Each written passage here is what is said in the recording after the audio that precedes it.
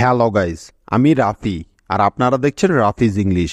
আজকে আমরা ইংরেজি ভাষার সবচাইতে গুরুত্বপূর্ণ বিষয়টি সম্পর্কে জানব। ইংরেজি রিডিং এবং স্পিকিং শেখার জন্য এই বিষয়টি সম্পর্কে জানা সবচাইতে বেশি জরুরি। তাহলে বিষয়টি কি? বিষয়টি হলো ভাওয়েলের লং সাউন্ড কখন হয় এবং এই লং সাউন্ডগুলো কিভাবে উচ্চারণ করতে হয় সেই বিষয়টা। এটা আমরা সবাই জানি যে ভাওয়েল হলো মোট 5টি, যেমন এ, ই, আই, ও এবং ইউ। এরা ইংরেজি ভাষায় কার চিহ্নের কাজ করে, অর্থাৎ আকার, একার, ইকারের কাজ করে। কিন্তু সমস্যা হলো এই ভাওয়েলগুলো দুই ধরনের সাউন্ড দিয়ে থাকে। একটা হলো শর্ট সাউন্ড এবং অন্যটা হলো লং সাউন্ড। এখন প্রশ্ন হলো আমরা বুঝব কী করে যে কখন ভাওয়েলের লং সাউন্ড ব্যবহার করতে হবে। আর আমরা সবাই ভাওয়েলের লং সাউন্ডগুলো তো জানি, তাই না? যেমন এ এর লং সাউন্ড এ বা একারের মতো, ই এর লং সাউন্ড ই বা ইকারের মতো, আই এর লং সাউন্ড আই এর মতো, উ এর লং সাউন্ড উ বা উকারের মতো এবং ইউ এর লং সাউন্ড হয় ইউ এর মতো। মূলত 4টি ক্ষেত্রে এই ভাওয়েলগুলোর লং সাউন্ড হয়ে থাকে।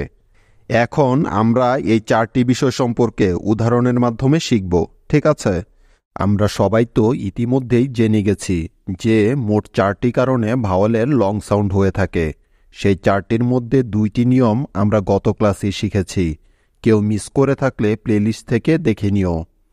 এখন আমরা শিখব ভাওয়েলের লং সাউন্ড হওয়ার তৃতীয় নিয়মটি।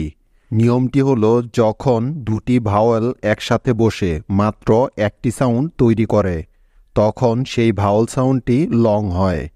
কিছু উদাহরণের মাধ্যমে নিয়মটি শিখে নেওয়া যাক। যেমন ই এ টি, ইট। লক্ষ্য করে দেখুন এই শব্দটিতে দুটি ভাওয়েল একত্রে আছে, যেমন ই এবং এ। আর এই ভাওয়েল দুটি মিলে মাত্র একটি সাউন্ড ই তৈরি করেছে, অর্থাৎ এখানে ই এর লং সাউন্ড ই হয়েছে। বোঝা গেল? সুতরাং ই এবং এ মিলে হলো ই এবং টি এর জন্য নিয়ে নিলাম ট।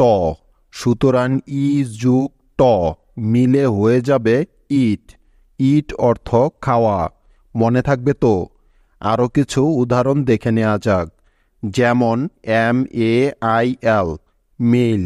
লক্ষ্য করে দেখুন এই শব্দটিতে এ এবং আই এই দুটি ভাওয়েল একসাথে আছে এবং এখানে এ আই এই ভাওয়েল দুটি মিলে এই সাউন্ড তৈরি করেছে, অর্থাৎ মাত্র একটি সাউন্ড তৈরি করেছে। তাই এখানে এ ভাওয়েলটির লং সাউন্ড হবে, ঠিক আছে? তাহলে এই শব্দটির উচ্চারণ হবে মেল। দেখো কিভাবে। যেমন প্রথমেই আছে এম, তাই এম এর পরিবর্তে নিতে হবে ম। তারপরে এ এবং আই ভাওয়েল দুটি আছে একসাথে, যার জন্য নিতে হবে এই। সুতরাং ম যোগ এই মিলে হয়ে গেল মেই এবং সবশেষে আছে এল, তাই নিয়ে নিলাম ল। ব্যাস, তাহলে ম যোগ এই যোগ ল একত্রে মিলে হলো মেইল। মেইল অর্থ ডাক বা পত্র। কি মনে থাকবে তো? নেক্সট উদাহরণটা দেখো। N double E D, need. খেয়াল করো এই শব্দটিতে দুটি ভাওয়েল একসাথে আছে, যেমন ডাবল ই। সুতরাং আমাদের নিয়ম অনুযায়ী দুটি ভাওয়েল পাশাপাশি থাকলে এবং একটি সাউন্ড তৈরি করলে প্রথম ভাওয়েলটির লং সাউন্ড হয়, তাই না? যেহেতু এখানে প্রথম ভাওয়েলটি আছে ই, তাই ই এর লং সাউন্ড ইকার হবে এখানে, কারণ আমরা জানি যে ই এর লং সাউন্ড ই বা ইকার হয়, ঠিক তো? তাহলে এই শব্দটির উচ্চারণ হবে নিড। দেখো কিভাবে।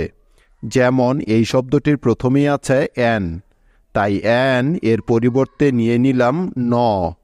তারপরে দুটি ভাওয়েল আছে একসাথে, অর্থাৎ ডাবল ই। সেজন্য ই এর পরিবর্তে নিতে হবে ইকার। তাহলে ন যোগ ইকারে হয়ে যাবে নি এবং শেষে আছে ডি, যার জন্য নিতে হবে ড। সুতরাং ন যোগ ইকার যোগ ড একত্রে মিলে হয়ে যাবে নিড। নিড মানে প্রয়োজন বা দরকার। বোঝা গেল? মনে থাকবে তো? পরবর্তী উদাহরণটা দেখো, SOAP, সোপ। লক্ষ্য করে দেখো, এই শব্দটিতেও দুটি ভাওয়েল আছে একসাথে, যেমন উ এবং এ। সুতরাং নিয়ম অনুযায়ী এখানে উ এর লং সাউন্ড হবে, অর্থাৎ ওকার হবে, তাই না? কারণ কি? কারণ আমরা জানি দুটি ভাওয়েল একত্রে বসে যদি একটি সাউন্ড তৈরি করে তাহলে প্রথম ভাওয়েলটির লং সাউন্ড হয়, তাই তো? তাহলে এই শব্দটির উচ্চারণ হবে সোপ। দেখো কিভাবে, যেমন প্রথমেই পেলাম এস, তাই এস এর পরিবর্তে নিয়ে নিব দন্ত স। তারপরে আছে উ এবং এ, ভাওয়েল দুটি একসাথে, তাই নিতে হবে ওকার। সুতরাং দন্ত স যোগ ওকার মিলে হবে সো, এবং শেষে আছে পি, তাই নিলাম প। তাহলে দন্ত স যোগ ওকার যোগ প মিলে হলো সোপ। সোপ অর্থ সাবান। বোঝা গেল? বুঝতে কোনো সমস্যা হচ্ছে না তো কারো? এবার আমরা শিখব ভাওয়েলের লং সাউন্ড হওয়ার সর্বশেষ নিয়মটি। নিয়মটি হলো কোনো শব্দে ই অক্ষরটা সাইলেন্ট থাকলে, অর্থাৎ ই ভাওয়েলটি উচ্চারিত না হলে ওই ই এর আগের ভাওয়েলটার লং সাউন্ড হয়। কিছু উদাহরণ দেখলে এই বিষয়টিও তোমরা খুব সহজেই বুঝে যাবে। যেমন দেখো, FILE, ফাইল। লক্ষ্য করলে দেখতে পাবে যে এই শব্দটিতে ই ভাওয়েলটা শব্দের একেবারে শেষে আছে এবং তার কোনো উচ্চারণও হচ্ছে না। এই জন্য তার আগের ভাওয়েলটির লং সাউন্ড হবে, অর্থাৎ আই ভাওয়েলটির লং সাউন্ড হবে এখানে। ঠিক আছে? অর্থাৎ আই হবে, কারণ আমরা জানি আই এর লং সাউন্ড আই হয়। তাহলে এই শব্দটির উচ্চারণ হবে ফাইল। দেখো কিভাবে, প্রথমেই এফ আছে, তাই এফ এর পরিবর্তে নিয়ে নিলাম ফ। তারপরে আই আছে, সেজন্য আই এর লং সাউন্ড আই নিতে হবে। সুতরাং এফ এবং আই মিলে হয়ে গেল ফাই। তারপরে এল আছে, যার জন্য নিয়ে নিব ল, এবং সবার শেষে ই আছে, তাই এখানে ই এর কোনো সাউন্ড হবে না। সুতরাং ফ যোগ আই যোগ ল একত্রে মিলে হয়ে যাবে ফাইল। বোঝা গেল? ফাইল মানে নথি বা দলিল। ঠিক আছে? মনে থাকবে তো? নেক্সট উদাহরণটা দেখো, MEKE, মেক। খেয়াল করো, এখানে ই ভাওয়েলটি শব্দের একেবারে শেষে আছে, তাই তার কোনো উচ্চারণ হবে না, অর্থাৎ কোনো সাউন্ড হবে না। এবং এই ইটার উচ্চারণ না হওয়ার কারণে তার আগের ভাওয়েল এ এর লং সাউন্ড হবে এখানে। ঠিক আছে? সুতরাং এই শব্দটির উচ্চারণ হবে মেক। দেখো কিভাবে, শব্দটির প্রথমেই আছে এম, তাই এম এর পরিবর্তে নিয়ে নিলাম ম। তারপরে এ আছে, তাই নিতে হবে একার, যেহেতু এখানে শব্দের শেষে একটি সাইলেন্ট ই আছে, তাই। বোঝা গেল? অর্থাৎ এখানে এ এর লং সাউন্ড হবে, তাহলে এম এবং এ মিলে হয়ে যাবে ম একার মে। তারপরে কে আছে, সেজন্য নিতে হবে ক, এবং সবশেষে ই ভাওয়েল আছে, তাই এর কোনো উচ্চারণ হবে না। সুতরাং ম যোগ একার যোগ ক মিলে হলো মেক। মেক মানে তৈরি করা বা গঠন করা। মনে থাকবে তো? আরেকটা কথা মনে রেখো, এ এর উচ্চারণ এও করতে পারো, আবার এই এমনটাও করতে পারো, তাতে কোনো ভুল নেই। তবে যদি এ এর উচ্চারণ এই করো তাহলে শব্দটির উচ্চারণ হবে মেক। ঠিক আছে? মনে থাকবে তো? নেক্সট উদাহরণটা হলো CUTE, কিউট। লক্ষ্য করে দেখো, এখানেও শব্দের শেষে একটি সাইলেন্ট ই আছে, অর্থাৎ অনুচ্চারিত ই আছে, তাই তার আগের ভাওয়েলটি লং সাউন্ড হবে, অর্থাৎ ইউ এর লং সাউন্ড হবে। আর আমরা জানি ইউ এর লং সাউন্ড ইউ হয়, তাহলে এই শব্দটির উচ্চারণ হবে কিউট। দেখো কিভাবে, যেমন প্রথমেই আছে সি, তাই সি এর পরিবর্তে এখানে নিতে হবে ক, কারণ এটা আমরা আগেই শিখেছি যে সি এর পরে ইউ থাকলে ওই সি এর উচ্চারণটা ক হয়, তাই না? তারপরে ইউ আছে, সেজন্য ইউ এর পরিবর্তে এখানে অবশ্যই নিতে হবে ইউ, কেননা এই শব্দটি শেষে একটি সাইলেন্ট ই আছে তাই। সুতরাং সি এবং ইউ মিলে হয়ে গেল কিউ, অর্থাৎ ক যোগ ইউ, কিউ। তারপরে টি আছে, যার জন্য নিয়ে নিলাম ট, এবং সবশেষে ই আছে, তাই ইটা এখানে সাইলেন্ট থাকবে। তার মানে ই এর কোনো উচ্চারণ হবে না এখানে।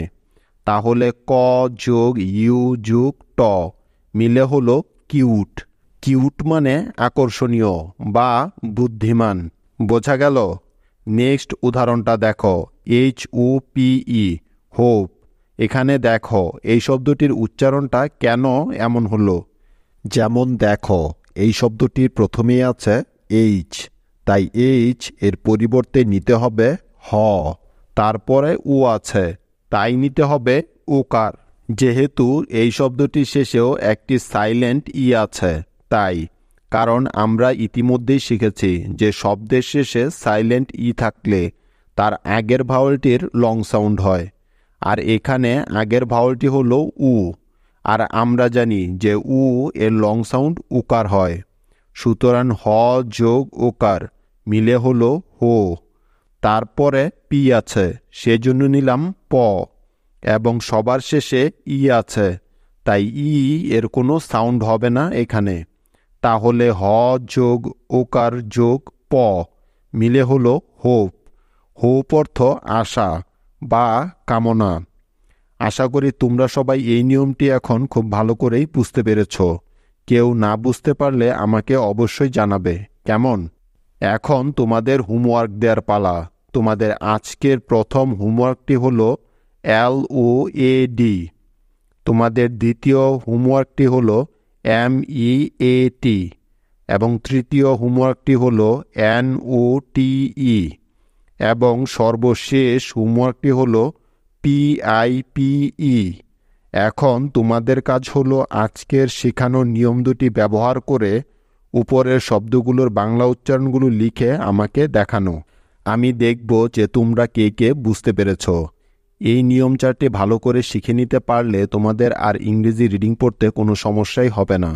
যারা আগের নিয়ম দুটি মিস করেছ তারা অবশ্যই প্লেলিস্ট থেকে দেখে নিও। সঠিকভাবে ইংরেজি শিখতে চাইলে রাফিজ ইংলিশ চ্যানেলটি এখনই সাবস্ক্রাইব করে নাও। ইংরেজি শেখার সকল লেসন সহজভাবে পেয়ে যাবে এখানে। That's all for now. See you guys soon. Take care. By.